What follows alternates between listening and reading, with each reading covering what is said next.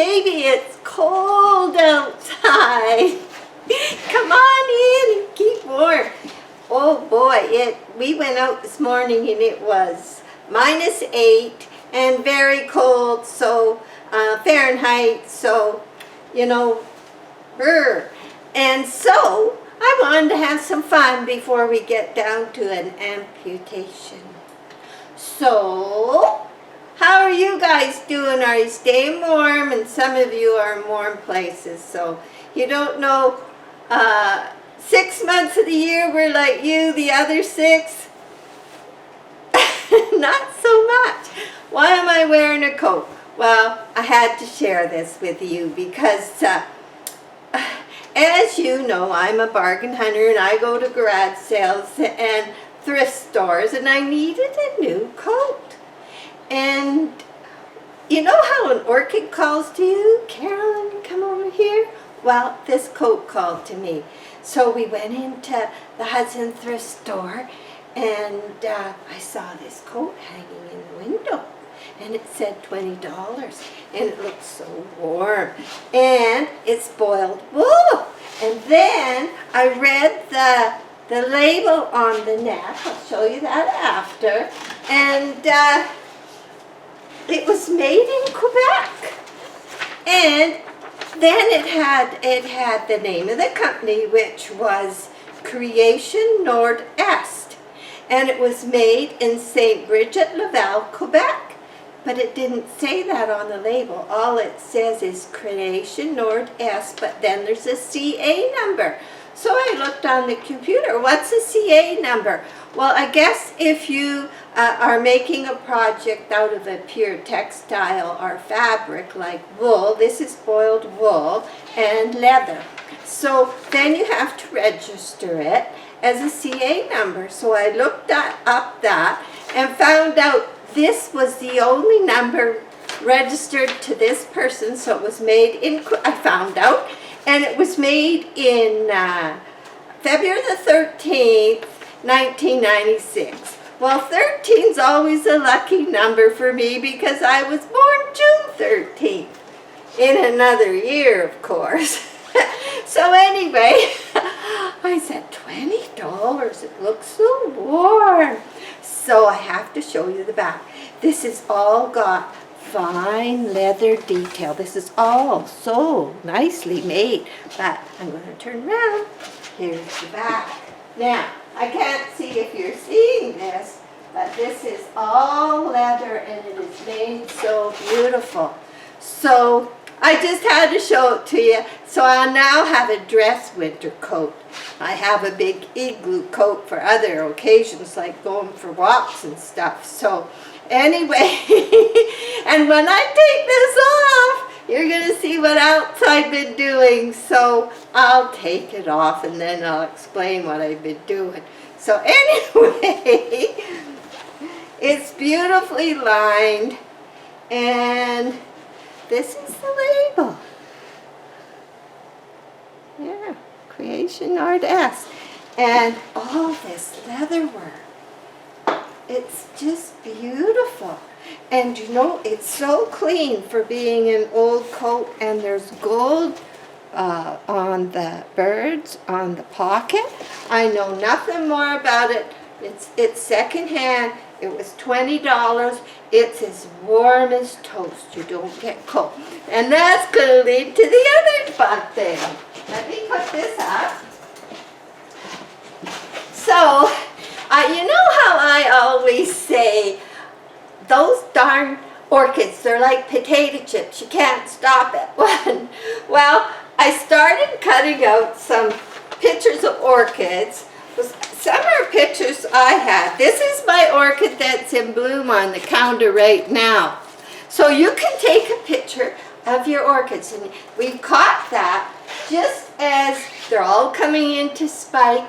And if you get a really beautiful one and you take a picture, you can arrange them on a sheet about this size, which is what I did. And then I did some printing and I put it on. And you have to mirror image this if you do your own. But so then we went to Walmart And I bought one of these transfer sheets. So I don't know, they were about $4. And this t-shirt was $2 secondhand. It had a little stain on it, but you can't see it because the print's over it. So what happened is, we did buy this, but if you have a laser printer, they have a heat element in them, and you can wreck your printer if you use this in your printer. So I was reading it and I thought, we have a laser printer. And downtown we have one stationary art stores where I go for my art supplies, and they do a little bit of everything. And I phoned them and I said, do you do t-shirt prints? They don't put it on your t-shirt, but they have a proper printer, so they just ran this through for me. It was for the whole thing, and there's lots of color in these. It was $5. So $5 for the, I got my own pictures, and $5 for the thing, and then I just ironed them on. Now, if I did it again, in case you want to try this, I did, you probably can see I did the whole sheet. I probably could have cut out around the orchids and not had like a square thing, but I probably do a new one when some of my orchids come in bloom, because I might, you know, it's cheap. I'll find a different t-shirt.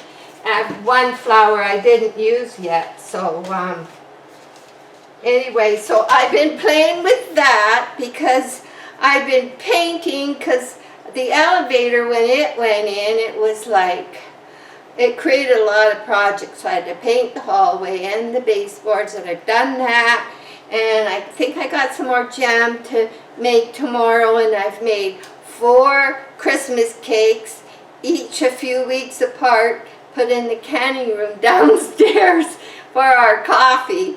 And so I thought, you know, I've been doing enough work, gotta come visit you guys and have a few laughs. So anyway, this is my t-shirt, and whoop, whoop, see, it says, oh yes, it says, Phalaenopsis orchids are like potato chips.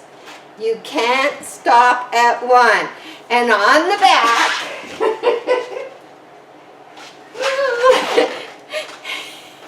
just for fun, I was going to put YouTube, and I did the top pretty straight, but I think I got the bottom a little bit crooked.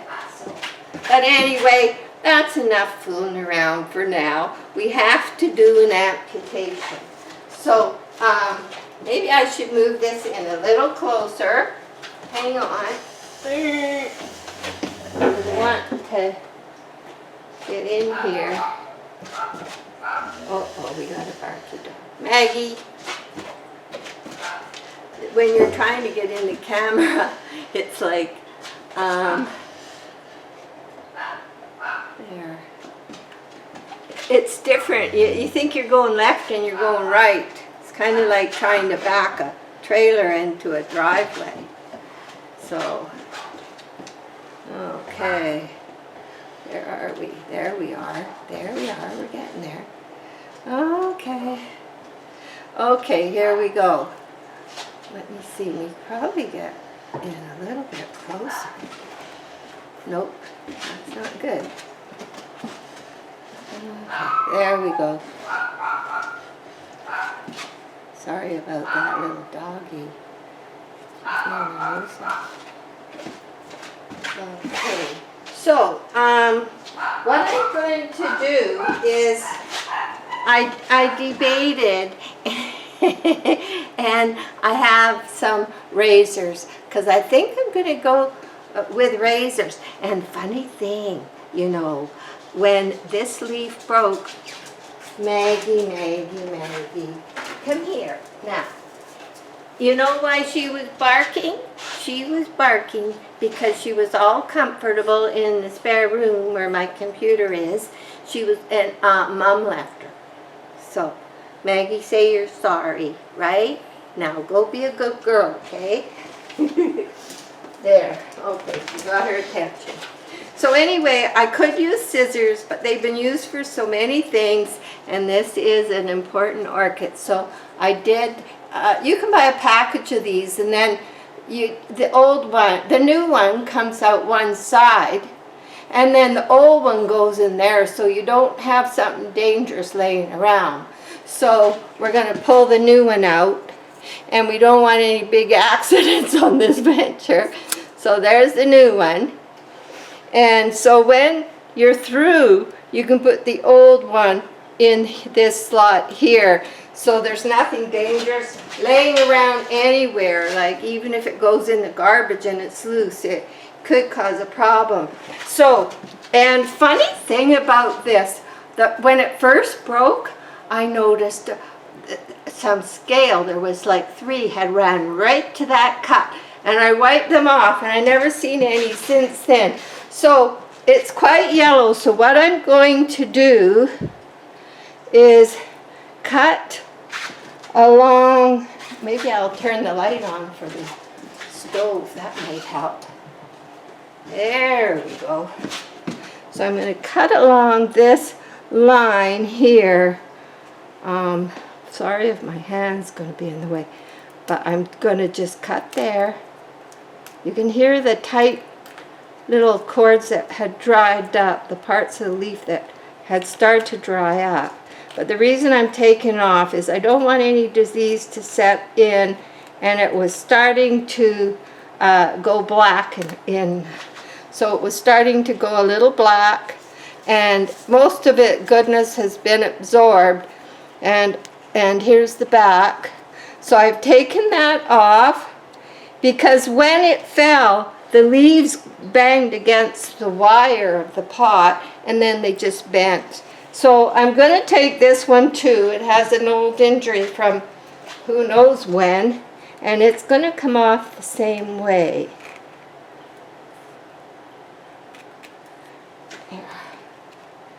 Now, there we go. So 2 leaves and a razor blade cut. Now the cinnamon, I keep a little container so that I'm not using my cooking cinnamon, and I put cinnamon in here, and I use it just for my orchids, and that's why I have this red line, that's what it's for. So if I dip this Q-tip in and then just run it along the edge, I'll do that a couple times, because the cinnamon is, everybody, as you know, uses it for protect any kind of disease or bugs or anything happening in this leaf. So never put it all over your roots. I've tried that, and I learned that's not a good thing, because what does it do? It dries up the everywhere where you put it. So if you want to dry up all your roots, that'll do it in a hurry. So there, we've done that. And this orchid has grown 2 new leaves. This one is still growing. This one here is still growing, and this is the one that grew already this year. So I think it'll be okay. It was a shame. I have to be a lot more careful. This one was one of my last to flower. It was in flower for, I think, 5 months last year. So it was still in flower. I was trying to remember when it went out, but I can't remember. A long time. So it hasn't sent out a spike yet, but it will. And I keep it in the window so it's near the glass, and is getting a temperature change. But it did have this shock, so now I'm going to put this on the floor somewhere where I cannot trip into it. You can come up here now if you want. You want to come up here? What? There you go. Probably can't see. Oh, oh, the baby. She panicked, and I had a towel on the table. There we go. Okay, so anyway, we've had some fun, and that orchid's done. And I'll take you for a little quick peek as we go out on what's happening in the windows. And one sad thing is I did lose that tiny little orchid. I just said, that's enough. I tried everything, and it's been like over a year, and I thought, that's it. So that little tiny one that I was trying to save with no roots has gone, but this happens to everybody, and it's just a fact of life. So, okay, let's take you for a little trip. So, this is the one that's on my t-shirt. Yeah. So you can make your own t-shirts, you know. You can make them with your own orchids, and you can say, oh, this is my first orchid I blossomed, or, you know, this is my own orchid, when they say how beautiful your t-shirt is. So here we have the first one. I'm thinking there's going to be a lot of orchids. Some by Christmas, some in January, I would believe. Now this orchid up here was one that got planted this summer. If you can see, it has a new leaf and a nice growing root. So I'm happy with that, and I will not let that one spike if it tries to. I'm just going to let it put all its energy towards roots. So we have another spike here. This one in the back, there's no spike. That's why I have it near the colder part of the window, so that it is getting a cooler condition. And we have a spike coming here, and nothing here yet, but they're growing quite well. These are my mini minis, so nothing there. And up here, this one has to be repotted this coming spring. It's been in here for a few years. So this is the purple ones. I put white in the center, purple on the outside. So they'll be out by Christmas. And the white one, I'm not putting them on little stakes. I'm just letting them do what they want to do. They seem to be quite happy doing what they want to do. So that's that side. And then I usually have them facing the light. I turned it around to show you. So it's very happy. It's going to be an interesting repot, I'm sure. There's a few of them coming up. And here we have another one. This is in what used to be a lamp that I just love the color and went ahead and did that. Here's my other one that took a fall, and it even wrecked some roots, but I'm not cutting this one off as yet. It seems healthier. It's not changing color. It seems fine. And so it's also in spike. And of course, I have my misters going because the furnace is on a lot more, and therefore the air gets drier in the house because it has been so cold outside. But looking at the gauge here, this one says 60 and 60, so the temperature's about 60 and the humidity is about 60. And I have another one here, but this is since I put these bowls on. This is the humidity. So they're doing good.